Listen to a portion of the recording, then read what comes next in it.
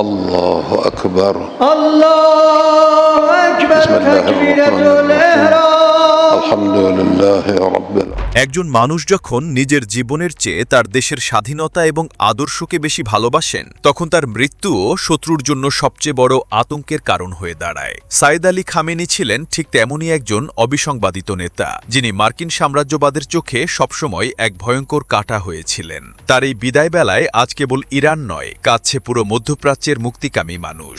কারণ তিনি কেবল ইরানেরই নেতা ছিলেন না, তিনি ছিলেন মার্কিন এবং ইসরায়েলি আগ্রাসনের বিরুদ্ধে মধ্যপ্রাচ্যে গড়ে ওঠা এক দীর্ঘমেয়াদী কৌশলগত প্রতিরোধ অক্ষের প্রধান রূপকার। লেবানন, ফিলিস্তিন, ইরাক এবং ইয়েমেনের মতো দেশগুলোর মুক্তিকামী স্বাধিকার আন্দোলনগুলোকে তিনি এক সুতোয় গেঁথেছিলেন। তার অসাধারণ দূরদর্শিতা এবং সুনিপুণ কূটনীতির মাধ্যমেই এই বিচ্ছিন্ন আন্দোলনগুলো সাম্রাজ্যবাদ বিরোধী লড়াইয়ের এক বিশাল প্রাতিষ্ঠানিক রূপ পেয়েছিল। খামেনি খুব গভীরভাবে বিশ্বাস করতেন যে কেবল সামরিক শক্তি দিয়ে দীর্ঘমেয়াদে টিকে থাকা যায় না।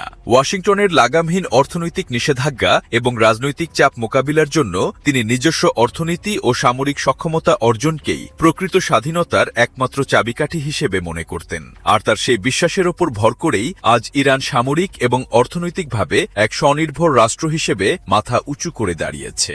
আমেরিকা হয়তো ভেবেছিল তাকে হত্যার মাধ্যমে তারা এই প্রতিরোধ অক্ষ বা এক্সিস অফ রেজিস্ট্যান্সকে ধ্বংস করে দেবে, কিন্তু তারা বুঝতে পারেনি যে খামেনি এমন এক আদর্শের বীজ বপন করে গেছেন যা তার অবর্তমানেও সমান শক্তিতে লড়াই চালিয়ে যাবে। তার গড়ে তোলা এই বিশাল প্রতিরোধ বলয় আজ আমেরিকার জন্য সবচেয়ে বড় আতঙ্কের নাম।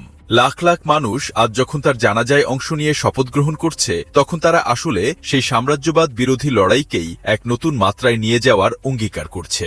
খামেনি হয়তো আজ সশরীরে উপস্থিত নেই, কিন্তু তার সেই অজেয় দর্শন মধ্যপ্রাচ্যের প্রতিটি ধূলিকণায় অনন্তকাল ধরে বেঁচে থাকবে।